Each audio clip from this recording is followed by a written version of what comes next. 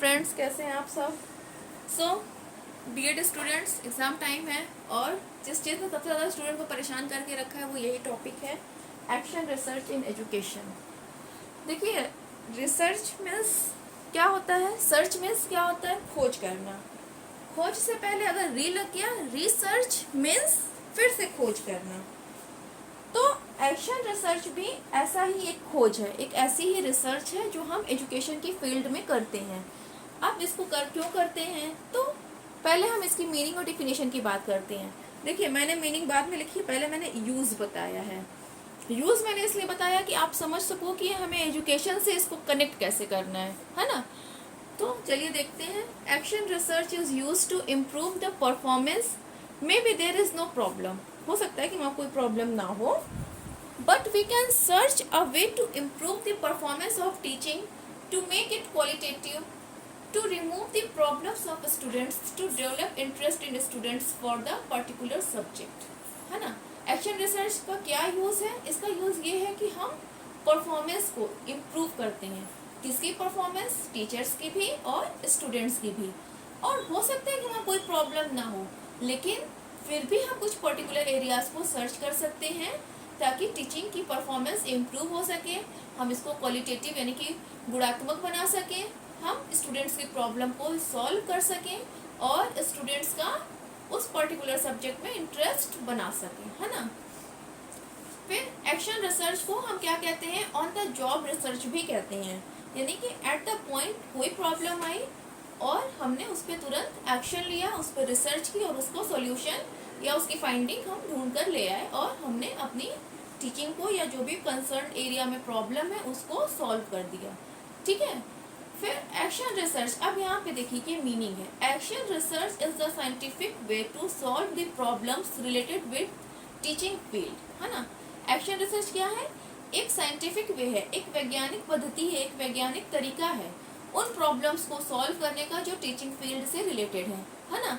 फिर action research is defined as any systematic inquiry conducted by teacher, administrators, counsellors or others with an interest in the teaching and learning process or environment for the purpose of gathering information, है ना।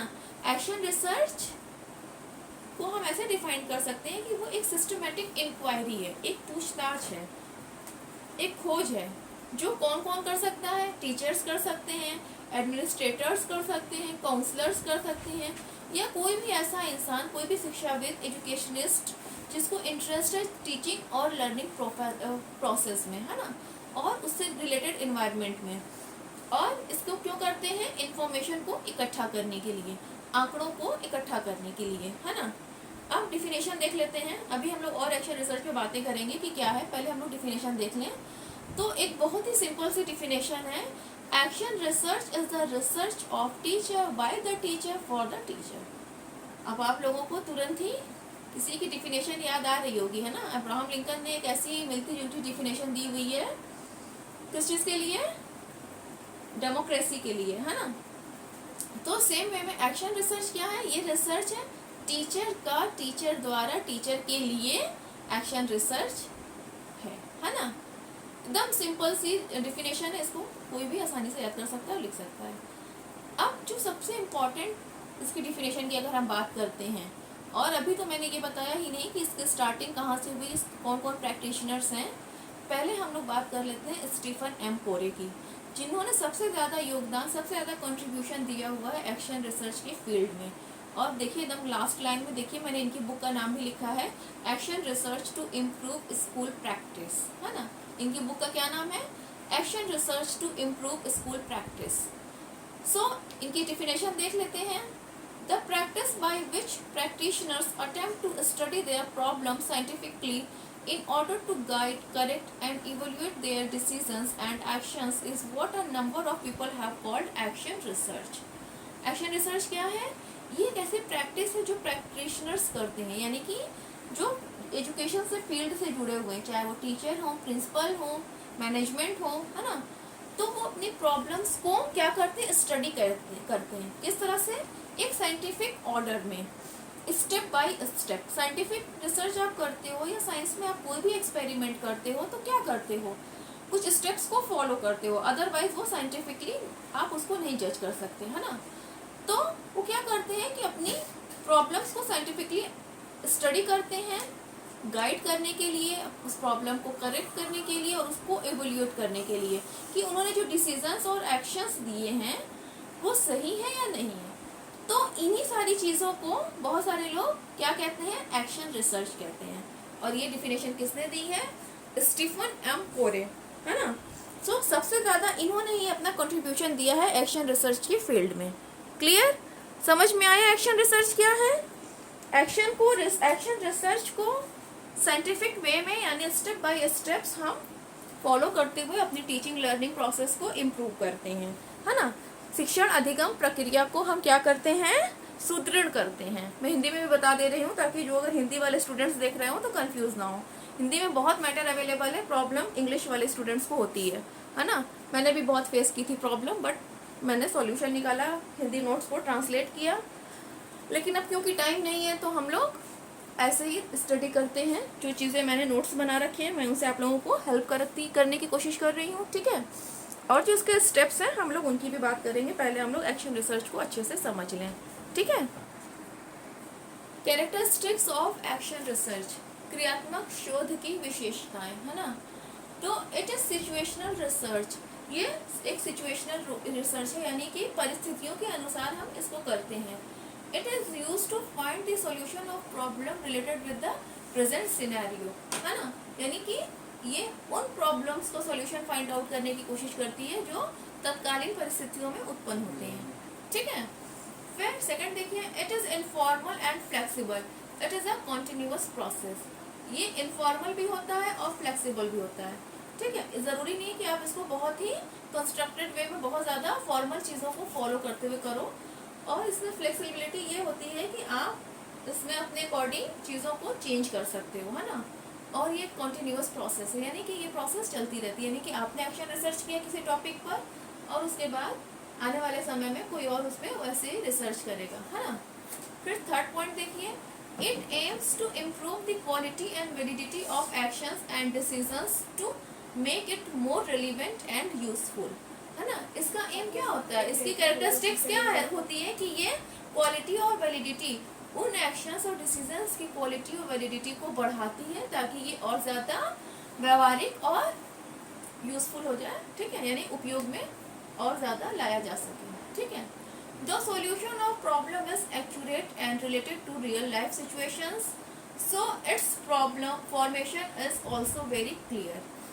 जब हम selection करते हैं किसी problem का, यानी कि हमें किस प्रॉब्लम पे एक्शन रिसर्च करनी है, तो वो भी बहुत ही एक्यूरेट और रिलेटेड होता है रियल लाइफ सिचुएशन से, यानी कि जो हमारी रियल लाइफ में क्या क्या चीज़ें हो रही हैं आम जीवन में, उन्हीं में से किसी प्रॉब्लम को हम सेलेक्ट करके उस पर रिसर्च करते हैं। तो इसका जो फॉर्मेशन होता है वो भी बहुत ही क्लियर होता है, वो रियल लाइफ से बिल्कुल रिलेटेड होता है। यानी जब हम प्रॉब्लम को सॉल्व करने के लिए जो फॉर्मेट बनाते हैं, जो सिनेरियो बनाते हैं, जो हम डिज़ाइन बनाते हैं एक्शन रिसर्च में, वो भी बहुत क्लियर और रेलिवेंट होती है, ठीक है। फिर in action research the action hypothesis is made as the probable solution of the problem, that's why it is called action hypothesis. अब हाइपोथेसिस क्या होती है, हाइपोथेसिस यानी कि परिकल्पना। कल्पना माने क्या होता है, इमेजिनेशन, लेकिन यहाँ पे हम बात कर रहे हैं परिकल्पना की, यानी ये इमेजिनेशन से हटके कुछ रियल है ना। तो परिकल्पना वो होती है जब हम ये इमेजिन करते हैं, ये चीज़ हम डिसाइड करते हैं कि अगर हम ऐसा करें तो इसका रिजल्ट ऐसा होगा, है ना। यानी कि हम उसके थ्रू उस प्रॉब्लम का सॉल्यूशन ढूंढने की कोशिश करते हैं और फिर उसी एक्शन हाइपोथेसिस को हम अलग अलग स्टेप्स के थ्रू क्या करते हैं, वैलिड करने की, उसको जज करने की, उसको टेस्ट करने की कोशिश करते हैं, है ना। वो सारे स्टेप्स मैं बाद में बताऊंगी, अभी हम लोग सिर्फ कैरेक्टरिस्टिक्स पर ही रहते हैं, नहीं तो आप लोग कंफ्यूज हो जाओगे। तो एग्जांपल के लिए मैंने लिखा है already, if we do this then the result will be this. अगर मान लीजिए, थोड़ा हिंदी में समझा देती हूँ ताकि अगर कोई हिंदी मीडियम के स्टूडेंट देख रहे हो तो उनको भी समझ में आ जाए। अगर हमारे क्लास के स्टूडेंट्स जो है वो शोर कर रहे हैं तो हम इसके सॉल्यूशन के लिए एक हाइपोथेसिस ये बनाएंगे कि यदि शिक्षण कार्य को, यानी कि टीचिंग प्रोसेस को मोर इंटरेस्टिंग यानी और ज़्यादा रुचि कर बनाया जाए तो स्टूडेंट्स क्या है वो पढ़ाई में रुचि लेंगे, इंटरेस्ट लेंगे और शोर नहीं करेंगे, है ना, यानी डिसिप्लिन में रहेंगे। तो हमने क्या किया, हमने एक हाइपोथेसिस बनाई कि यदि हम अपनी टीचिंग मेथड्स को चेंज करेंगे तो बच्चे क्या करेंगे, वो शोर नहीं मचाएंगे, है ना। तो हमने क्या किया, एक तो हमने ये डिसाइड किया कि प्रॉब्लम क्या है और उसके साथ साथ हमने उसका सॉल्यूशन भी ढूंढ लिया, है ना। अब उसी सॉल्यूशन को हमें टेस्ट करना है कि ये काम करेगा या नहीं करेगा। क्लियर। फिर सिक्स्थ देखिए, the results of action research can be convey verbally, यानी जो एक्शन रिसर्च का जो रिजल्ट होता है आप उसको वर्बली भी कन्वे कर सकते हो। आपको इसको किसी जर्नल में या किसी भी बुक में पब्लिश कराने की ज़रूरत नहीं होती है, या इसको आप सिर्फ मुंह से बोलकर ही कन्वे कर सकते हो, या उसको सीधे सीधे आप अपने टीचिंग में अप्लाइड कर सकते हो, है ना। इसको बहुत ज़्यादा ऑफिशियली करने की ज़रूरत नहीं होती है ना।